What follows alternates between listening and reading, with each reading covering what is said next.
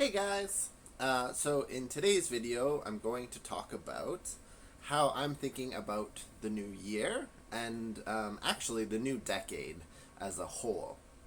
Um, it's funny, it's interesting that um, oftentimes these symbols we use, and I kind of want to talk about this point for a second, these symbols that we use are so arbitrary that they're laughable, yet they can actually be quite beneficial.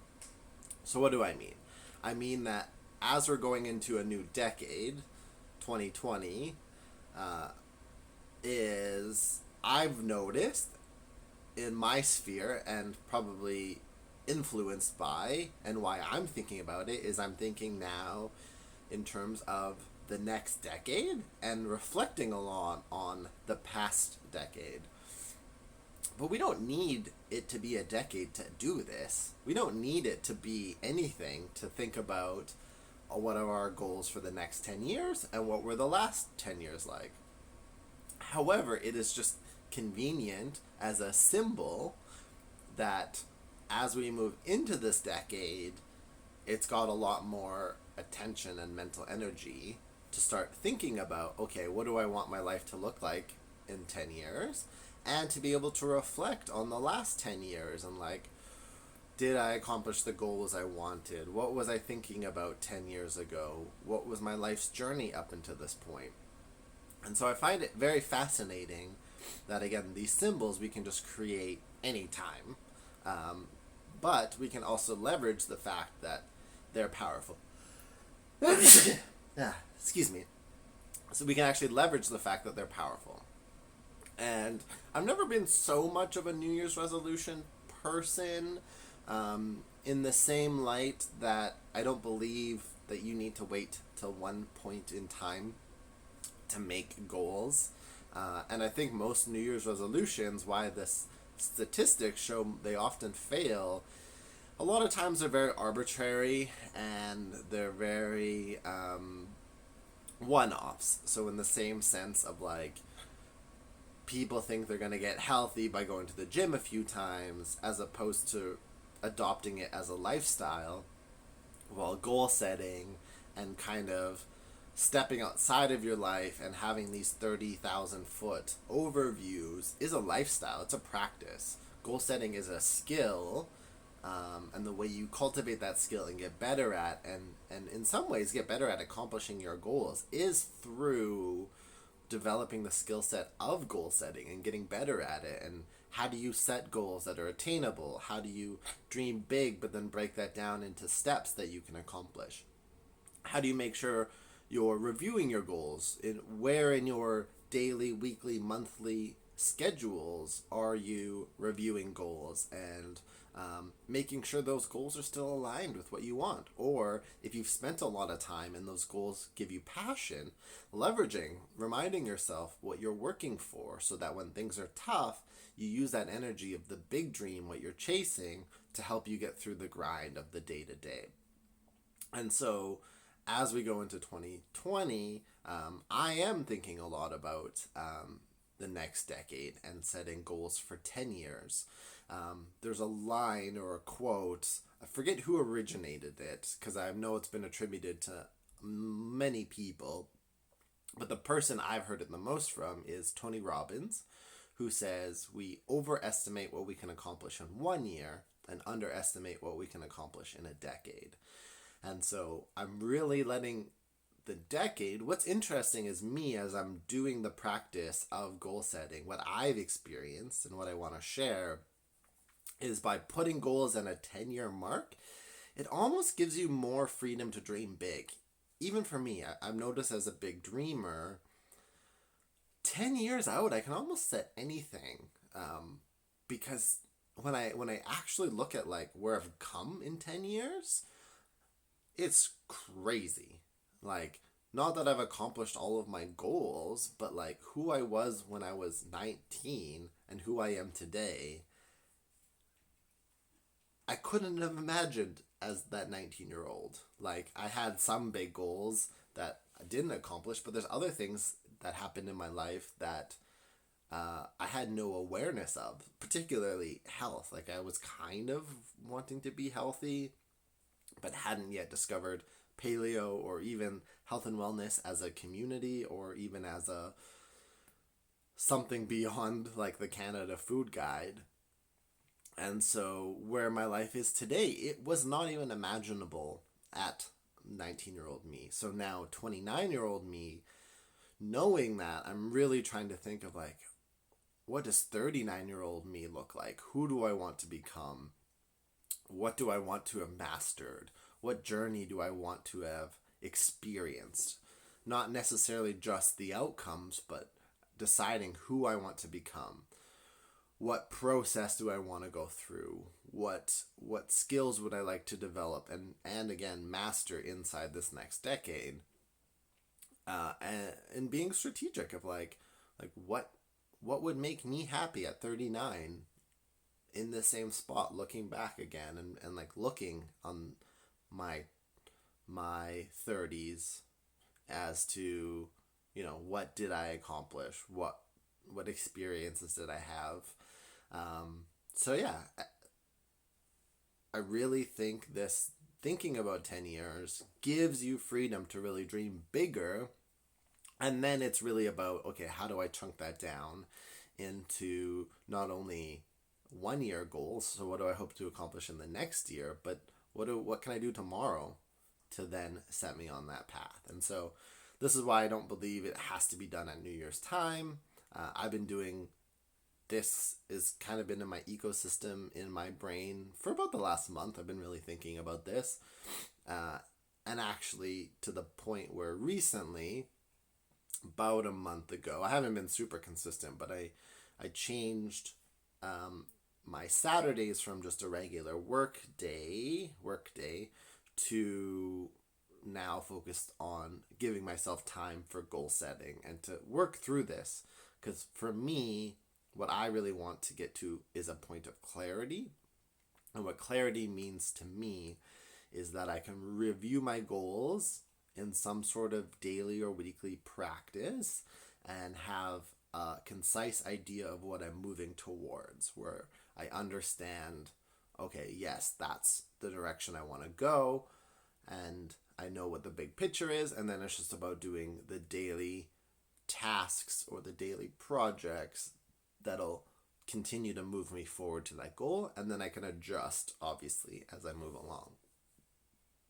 I also think it's, some people would argue, more important about the reflection. So a lot of people I follow who are very successful, who share content, talk about the yearly review being more important than setting even arbitrary goals about the future, and learning about your past year, things that you enjoyed, that gave you like the most happiness, give you the most experiences, the moments you reflect on the most positively, taking that and then applying that to your future, scheduling those things in, making sure you do more of those, and also looking at the negatives. What were the things that distressed you the most, that had the most negative experiences with, did not want to do, dreaded, and how do you eliminate more of those in your next year? How do you systematically remove some of those things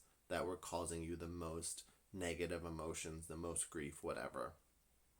And again, even though the decade is arbitrary, it's just an interesting time to be able to think about the last 10 years and really reflect of like, what have the last 10 years taught me and shown me in terms of what I enjoy and what I don't enjoy? Because really self-awareness comes down to just knowing yourself. And often we can find self-awareness through reflection. It's like we're too caught up in the day-to-day. We're just getting by, kind of on the hamster wheel. Where if we really paused to spend an hour, 2 hours to just reflect on the last decade of like, what lit me up? What experiences do I cherish the most?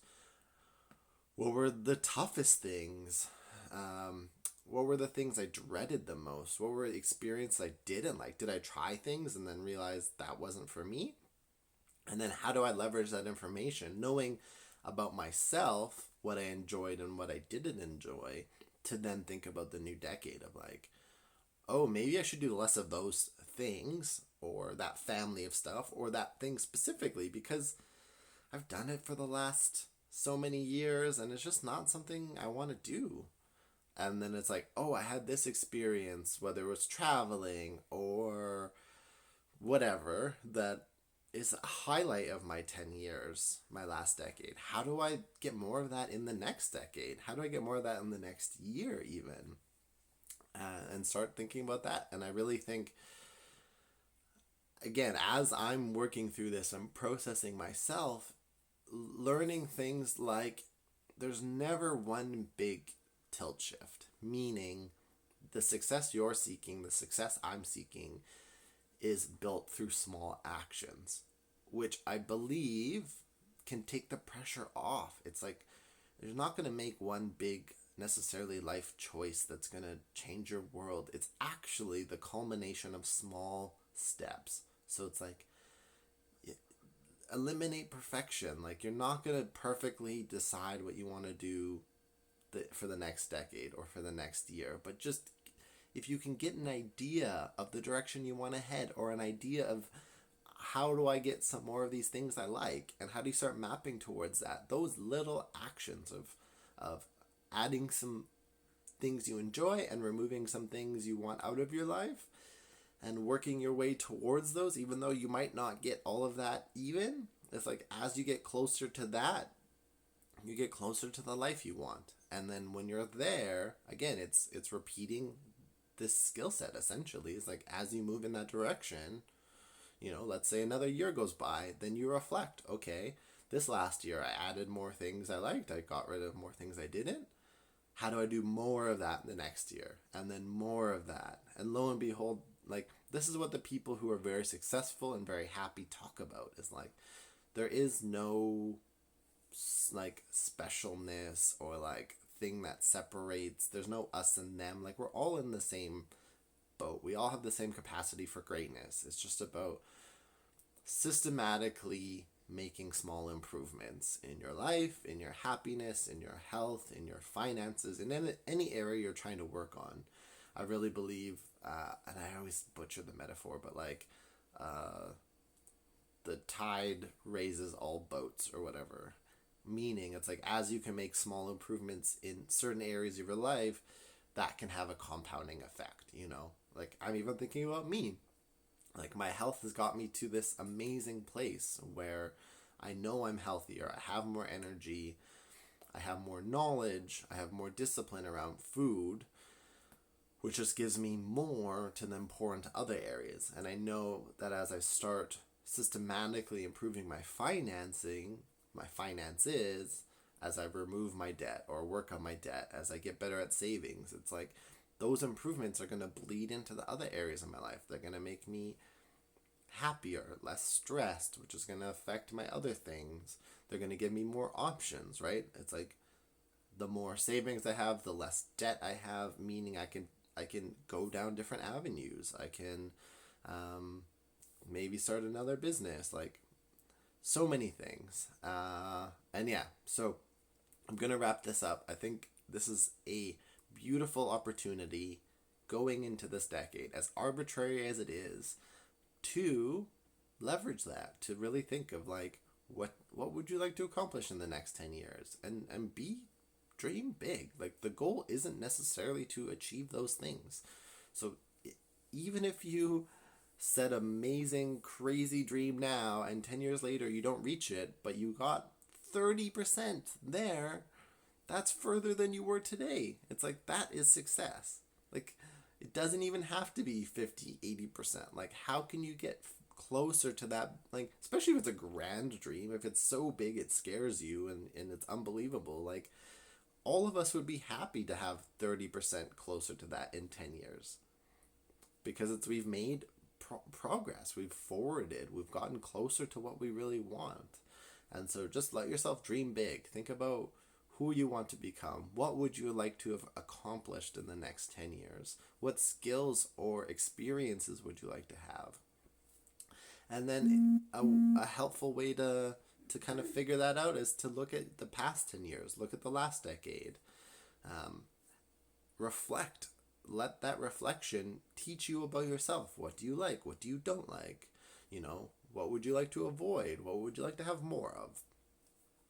And again, this doesn't have to be a thing that's done by January 1st. Like keep going at it, right? Spend some time. Give yourself some time. And if you don't figure it out on the first time, that's super normal. Like nobody figures anything out on the first time, including setting the goals. Like this, it's work. It takes time. It takes focus. It takes energy. So just keep at it. Keep figuring it out. And as you learn and as you go forward, it's like you will refine it.